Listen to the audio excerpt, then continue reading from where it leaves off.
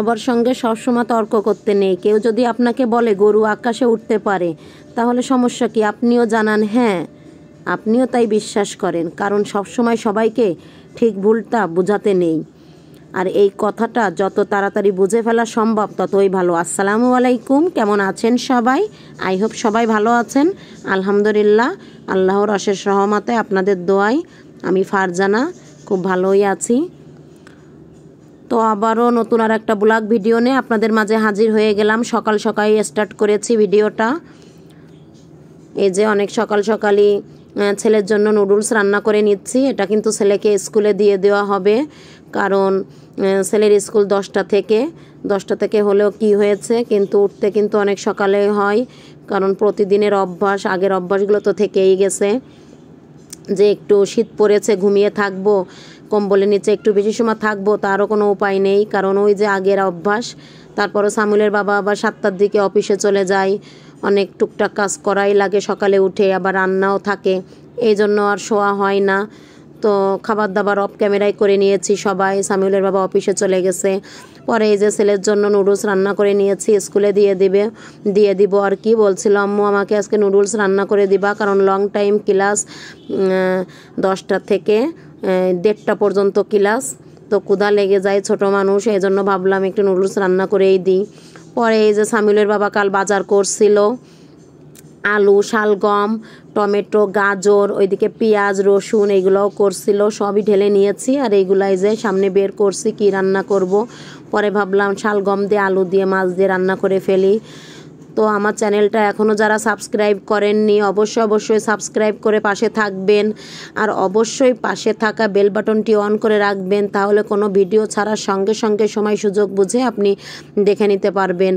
আর যারা সাবস্ক্রাইব করেছেন তাদের কথা আর কি বলবো, আমার আপু ভাইয়ারা, আপনাদের তো মানে আমার অন্তঃস্থল থেকে অনেক অনেক দোয়া ও ভালোবাসা রইল, কারণ আপনারা অনেক সাপোর্ট করেন। আসলে ইউটিউবে কাজ না করলে বুঝতামই না, হাজার কষ্ট হলেও যখন সুন্দর সুন্দর কমেন্টগুলো দেখি আসলে মনটা একেবারে ভরে যায়। তারপরও ভাবি যে না থাক, একটু ভিডিও ছাড়ি, কারণ আবার হয় কি একদিন না ছাড়লে কিন্তু পরে কেমন একটা লাগে। আর মাঝে মাঝে তো আমার এমন সমস্যাটা হয় যে কি বলবো, থেমে থাকি, তো হঠাৎ করে বলতে বলতে মনে হয় যে অন্য জগতে চলে গেছি, কি বলবো কি মানে বুঝতে পারি না। তো প্লিজ সবাই ক্ষমার দৃষ্টিতে দেখবেন, আর অবশ্যই আপনারা আমার ভিডিওটা ছোট্ট একটা লাইক দিয়ে কন্টিনিউ করবেন, আমি আশাবাদী। আমার আপুরা এত সুন্দর সুন্দর কমেন্ট করেন, আপু ভাইয়ারা, দেখলে একবার মনটা ভরে যায়। আপনাদের জন্যই তো এই ইউটিউব প্ল্যাটফর্মে আসা, আর কি অনেক ভালো লাগে। দেখি সবাই অনেক সুন্দর সুন্দর রেসিপি শেয়ার করেন, অনেক সুন্দর সুন্দর কমেন্ট করেন, অনেক সুন্দর সুন্দর করে কথা বলেন। তো যদি আমার কথাও যদি একটু হলেও কোথাও ভালো লেগে যায়, ছোট্ট একটা লাইক দিয়ে কন্টিনিউ করতে পারেন। আর এই যে শালগমগুলো আমি রান্না করে নিচ্ছি আলু দিয়ে, আর যে পুঁটি মাছ ভেজে রেখেছিলাম ওইটা দিয়েই আর কি আমি রান্নাটা করব। তো যেটা বলছিলাম যে নিজের সমস্ত দুঃখ কষ্টের কথা কিন্তু সবসময় সবার কাছে বলতে নেই, বিশেষ করে নিজের দুর্বলতার কথা কিন্তু কারোর সঙ্গে শেয়ার করতে নেই। কিছু জিনিস একটু ব্যক্তিগত রাখা দরকার। সব থেকে বড় কথা, যেখানে কিন্তু আপনার কদর নেই সেখানে একেবারেই থাকতে নেই। নিজের মূল্যটা সবসময় নিজেকেই আগে বুঝতে হবে, কারণ অনেক মানুষই আছে আমাদের সমাজে মূল্য দিতে চায় না। আপনি হাজার ভালো বাসা দেখান, ভালো করেন, কিন্তু পিছন থেকে ছুরি মারবেই। দেখা যাচ্ছে আপনার সামনে ভালো থাকে, আবার একটু ভালো হওয়ার জন্য আরেকজনকে সেই কথাগুলো বলে দেয় আপনার কথাগুলো।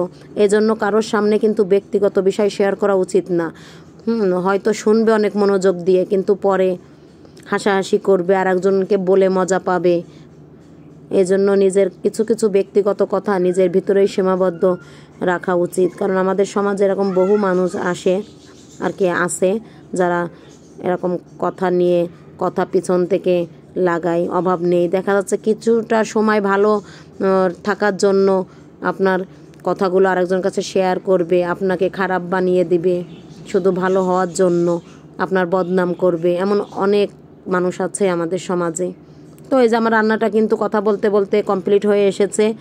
এইদিকে বাড়িতে ছিলাম না তো অনেক দিন, সবাই জানেন, আমি আগের ভিডিওগুলো শেয়ার করেছি। এদিকে দেখি যে সামিউলের বাবা ব্যাগ কিনে এনেছে। অনেক দিন থেকে একটা ব্যাগের দরকার ছিল, কারণ সব সময় লাগেজে করে যেখানে যাওয়া হয় লাগেজে করে কাপড় চাপড় নিয়ে যাওয়া হয়, তারপর দেখা যাচ্ছে টুকটাক সবসময় নেওয়া সম্ভব হয় না লাগেজ। একটা ব্যাগ থাকলে সুবিধা হয়। ব্যাগ ছিল কিন্তু নষ্ট হয়ে গেছে, ব্যাগ দুইটা ছিল।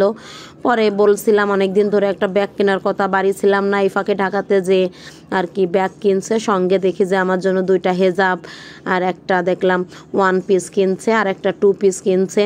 তো সেইগুলা কিন্তু আমি আসার পরে দেখাইনি, সেইগুলা দেখি প্যাকেটে করে মুড়িয়ে আর কি ওয়ারড্রবের ভিতর রেখে দিয়েছে, কিন্তু আগেও কিন্তু আমাকে বলেনি। আমি যখন কাপড় চাপড় গুছাইতে গেছি তখনই আমি টেনে আগে বের করছি, পরে বলছে যে মনে নাই। তো বলেন এটা কোনো কথা? গিফট এনে রেখে দিয়েছে, অথচ যাকে গিফট দেবে তাকে বলতেই নাকি মনে নেই, তাহলে কেমন লাগে বলেন? পরে কি করার, আমি ফোন দিলে বলছে হ্যাঁ এনে রেখেছিলাম, তো আমার আর কি বলতে মনে নাই। তো ভালোই লাগছিল। এই যে এটা 2 পিসটা কিন্তু অনেক সফট ছিল আর লেজ ওয়ার্কের কাজ করা ছিল, অনেক ভালো লাগছিল। সালোয়ারেও কাজ করা ছিল পায়ের কাছে। কালারটা কিন্তু তেমন একটা বোঝা যাচ্ছে না, কিন্তু কালারটা অনেক ভালো ছিল, কেমন যেন ইট কালার, অনেক ভালো লাগছিল, সফট ছিল অনেক। তো দুইটা, এটা হচ্ছে 1 পিস আর একটা ছিল, দুইটাই ভালো লাগছিল। তো আমি কিন্তু অলরেডি এগুলো পরা হয়ে গেছে, আগে ট্রায়াল দিয়ে দেখেছি, অনেক ভালো হয়েছে, ভালোই লাগছিল।